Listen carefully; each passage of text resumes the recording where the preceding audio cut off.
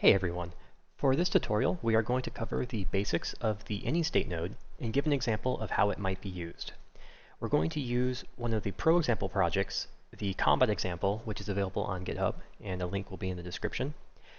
But the concepts will work for the light version of the plugin too, since the AnyState implementation is identical.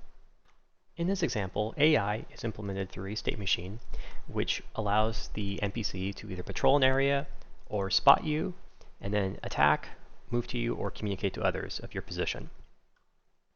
What is not handled in here is the case where the AI is killed. That is currently implemented through the AI blueprint. And in here there is a setDead function, which will just grab the state machine component and tell it to stop. And this is a valid approach of implementing it. However, for this example, we are going to change it so that the state machine will have a new death end state. And that will in turn stop the state machine instead. So let's disconnect the stop function, and we will just keep everything else the same. If we go into the parent setDead, we'll see that it sets a variable on here called dead to true, and then fires off events signaling that the character was killed. So let's go back to the AI patrol state machine, and what we want to do is create a whole new state. And we're just going to call it dead. Now, what we want to do is transition to the state from any other state.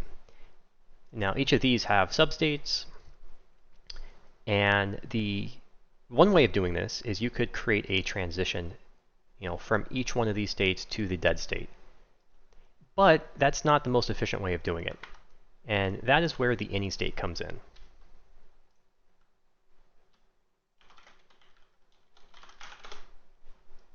So if we just create a new AnyState, connect it to dead, you'll immediately see purple node or circles appear in each of these states. That indicates that this AnyState is active for all of these states.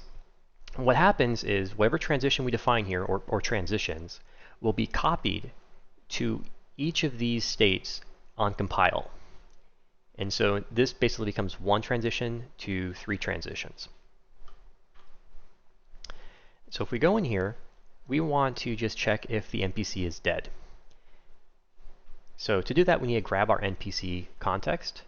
Now, the parent class of this state machine already has that defined here as a variable, and it's already set on state machine start. So all we need to do is show inherited variables, grab the NPC,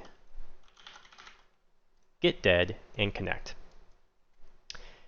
So what should happen now is when we kill the NPC, it will automatically transition to the dead state. I went ahead and set the debug object, and I'm running a Pi session right now to demonstrate this. Headshot. And you'll see he now goes to the dead state. However, the state machine is still running. Our goal is to turn this off. So all we need to do is go into the class defaults, tell it to stop on end state, and then when we play this again, Headshot. it switches to dead state and stops the state machine, making the behavior pretty much identical to what we had originally.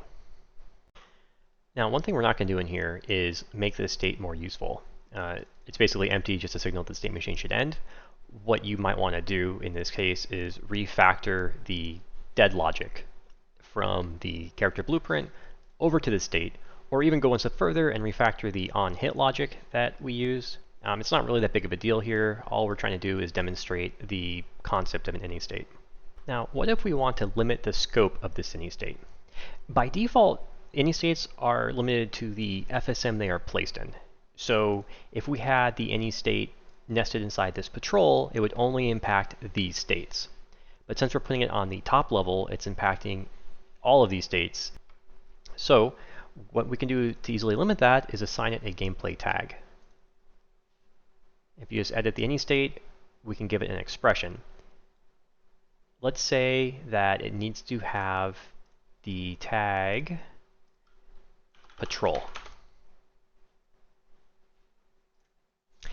Okay, we assigned it the patrol tag requirement. It automatically changed the color to signify that this is a different any state, and you'll notice that it's no longer impacting any of these because these states do not have the patrol tag. So let's go to the patrol area, assign them that tag, and instantly you'll see it is now impacted by this any state node. So the any state node will now only impact the patrol area.